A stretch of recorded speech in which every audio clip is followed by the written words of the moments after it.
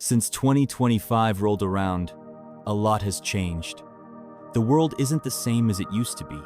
And let's be real, it's not exactly for the better. Everything feels gray and colorless. And if you're honest with yourself, you probably feel it too. Every new year, we hear the same thing.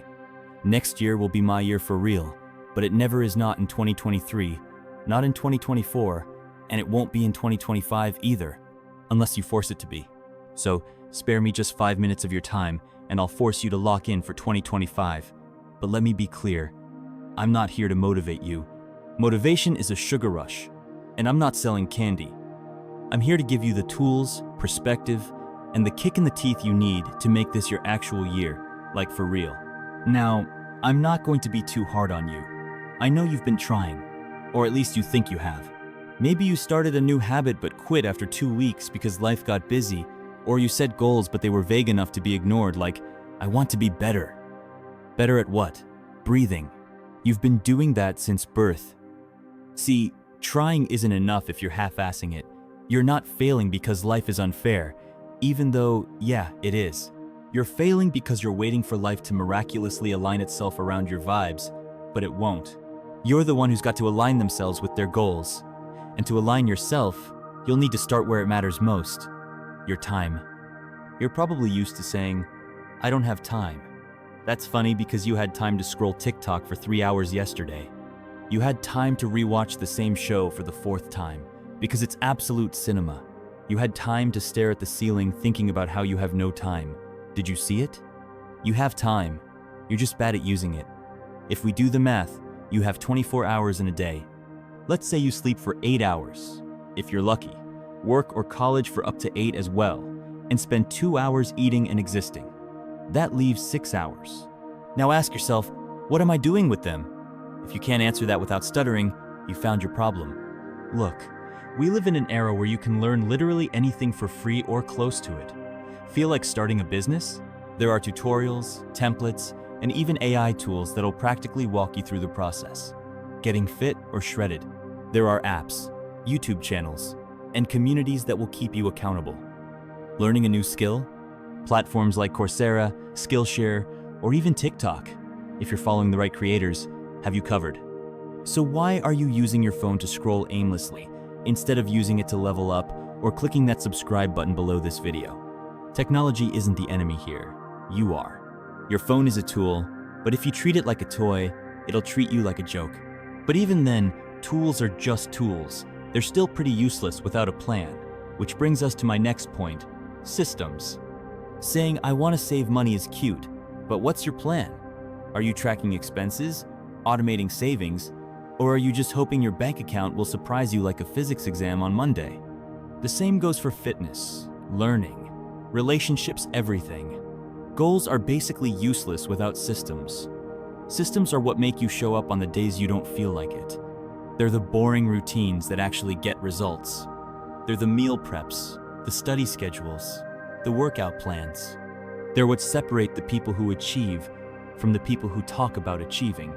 And while we're at it, let's quickly address the ugly grind and why you should embrace it. Most of what will make you successful is not exciting. It's boring. It's repetitive. It's waking up early to work out when you'd rather sleep. It's saying no to plans so you can study. It's putting in effort when no one's clapping for you. The grind isn't supposed to feel good. It's supposed to feel necessary.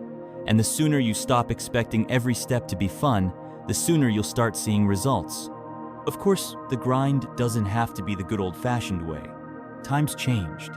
You need to be aware and recognize the massive potential and opportunities sitting right in front of you. But you know what else is massive? We are now living in the most resource-rich era of all time. There's no excuse for being ignorant or stagnant. You want to make more money? Lots of money-making opportunities are everywhere.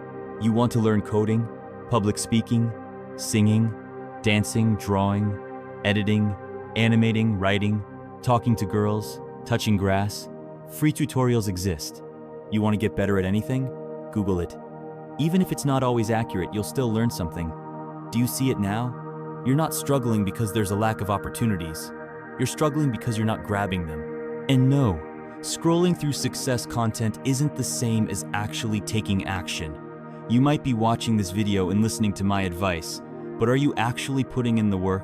Stop being a boring, passive consumer of inspiration and start being an active participant in your own life. That being said, there's still one problem. You see, people avoid taking real action because of this one particular idea of balance. You've been sold this idea that you can balance everything perfectly: work, life, growth, rest. Actually, it's not that easy, and it's kind of overrated too. If you want something badly enough, you have to let other things slide, collapse, descend, plummet. That doesn't mean burning out, but it does mean prioritizing like your life depends on it, because it kind of does. You're not going to achieve your goals by squeezing them into the cracks of your schedule. They need to be front and center, not an afterthought. And in order to be able to do that, you need to answer one big question: am I really trying? Because it's easy to say you're trying, but are you really?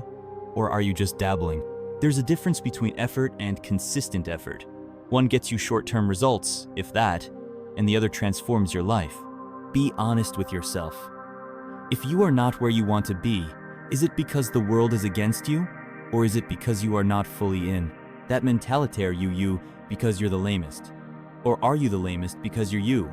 You can't half commit and then expect full results. I'm not saying this is someone perfect, because I'm not, but I can confidently say I'm the best version of myself that I've ever been, and a big part of that is because I stopped waiting for life to hand me success and started forcing it. Anyways, my point is, if I could do that, what's the reason you can't? I mean, I'm pretty sure you and I are not so different. Look, this is just a wake-up call, a reminder. I'm not gonna end this by saying something cheesy like, you've got this. You might not have this, that's up to you. But what I can say is that if you decide to lock in, like really lock in, 2025 can be the year you stop saying, next year will be my year for real, and start saying, this year is mine. The world isn't going to fix itself for you. It's gray and colorless, and that sucks. But you're smart, you're strong, you're adaptable, and most of all, you're a cutie pie. You can fix yourself, and maybe that'll bring a little color back in everything else too. So, are you in, or are we having the same conversation next year? I mean, you tell me. So, are you ready to take control of your life and make 2025 your year? Remember, it's not about waiting for things to happen. It's about making them happen. If you're serious about transforming your life, hit that subscribe button below and join me on this journey. Let's make this year the one where you finally achieve your goals and live the life you've always wanted. See you in the next video.